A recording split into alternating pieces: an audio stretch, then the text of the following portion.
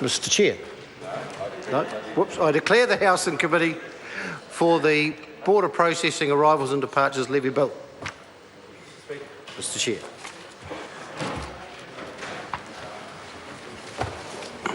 So I'm just going to move it. One question. Right. The Housing Committee on the Border Processing Arrivals and Departures Levy Bill. Mr. Speaker. Well,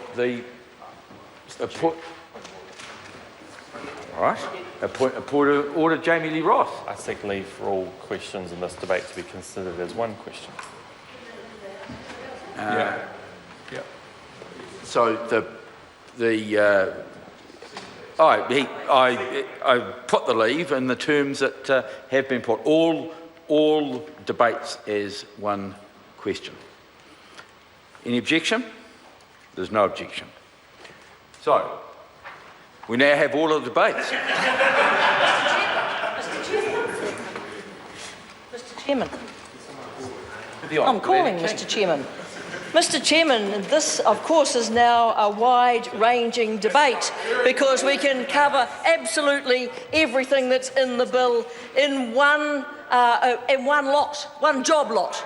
And so the first thing I wanted to say to the members opposite, we're voting against this bill because it is a nasty, sneaky little tax that has been brought into this House with no consultation with the very industry bodies that are affected by it.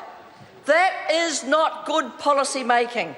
And I want to go back to trust, because in 2003, the government, in conjunction with the airline industry and the tourism industry, decided on an agreement that the airline industry would be responsible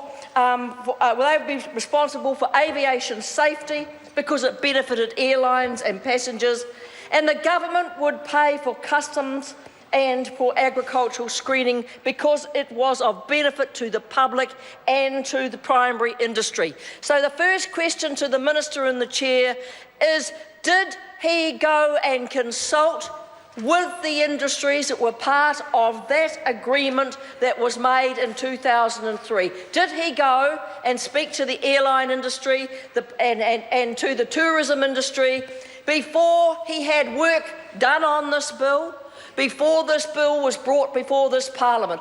When did that consultation take place? Did he say to them, I am going to break an agreement that was made in 2003, an agreement that they would pay for the aviation safety costs, we would, as government, pay for agriculture and customs? I want to know, if the Minister did not consult, what right has he got to come into this Parliament and override an agreement that was made between the government, the aviation, the airlines, and also the tourism industry? You see, when you treat such agreements in such a cavalier way, there cannot be trust in a government. You cannot believe what they're going to do and what they're going to say. So, Minister, when did that consultation, if there was any consultation, take place? Were they warned that you wanted to bring in a tax that was going to have to be added to the fares for the passengers travelling? The next question I want to ask the Minister is, why was there no regulatory impact statement prepared for this bill? We've got the Department disclosure statement. It's dated the 10th of May, and it shows it was done 11 days before the budget. It also showed that there'd been no review or evaluation had been done on this policy. No regulatory impact statement. But it does say there's going to be consultation around a regulatory impact statement later on. Why, Minister, is there not a regulatory impact statement on the table of this House so the members of this Parliament could look at the musings that went on when you were deciding to put on a tax on New Zealanders that will be paid by New Zealanders, but I don't believe was ever consulted with the industries? So when will we receive this public consultation document? we're told that there's going to be a public consultation document with a final design in October 2015.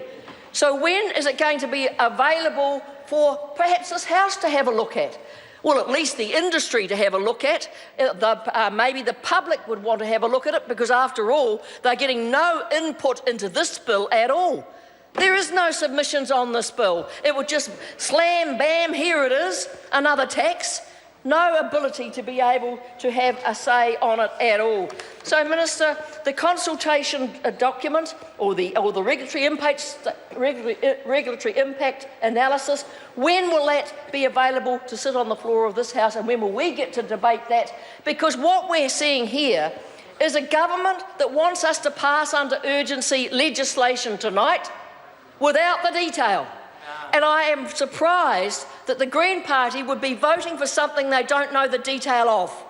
They are putting their trust in the government that has already welched on a deal with the airline industry and the tourism industry. Why would any party put their trust in a government who haven't honoured an agreement that's been in place since 2003? And we're all told, Mr. Chairman, The Honourable Annie. we're all told just trust the government. They're going to give us the details later on. We're not even sure that it will be a levy that has been, we're told about tonight. It may or may not be $22. I suspect as they work on the detail and the design of this, that maybe there are a few other things that will creep in. Oh no, we didn't mean 22, it's just gone up to 27. No, maybe it's 35. You see, why should we trust a government that could not honour an agreement that they made? Mr. Speaker, I would like to see the Regulatory Review Committee look at this, the design of these taxes after they have finalised what they're going to be. I would like Reg's review to see if in fact this is a levy or a tax that actually is doing what they say it's going to do, and the right amount of money has been taxed and levied against New Zealanders. I think that we ought to insist that Regulations Review look at this. This is setting a levy tax with no consultation with the public. We do not know whether it actually does cover the cost. We're told that that we're going to, by 2016-17, have 80 million gathered from it. Is that, and we're told it goes into a trust account and therefore can't be used for anything else. Well, as we said, what happened to ACC? What happened to ACC? That's a dedicated levy that goes to an organisation that they can spend virtually on what they like. Why should we believe the government when it comes to this? Mr. Chairman, I believe that this government has been incredibly sneaky with this bill. They brought it in without talking to the industry. Their own minister, their own Prime Minister, who's the Minister of Tourism, was two-faced to his own industry. He goes to a conference and he doesn't tell them he's going to do this. Was that on your advice, Minister, that he didn't tell them that this is what was going to happen?